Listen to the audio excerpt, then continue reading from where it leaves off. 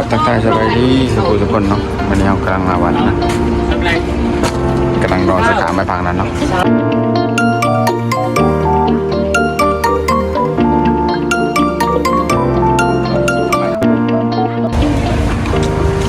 กำลังมาหอดบัตรเนาะสบายดี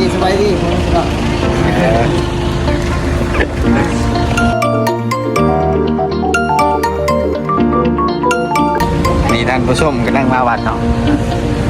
ส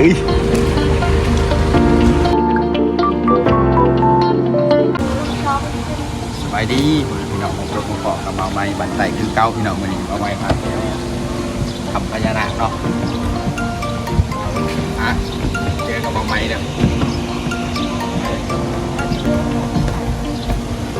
งามลายพี่น้องเอ้ยท่องเที่ยวเนาะอยู่แถวเขตปทุมเนาะพี่น้องมีวังเที่ยวไรอยู่ปทุมคลิปนี้ก็ไม่มียังได้พาคนใดก็แชร์กดคอมเมนต์ให้มาใหม่เด้อบ๊ายบายฝากติดตามมาใหม่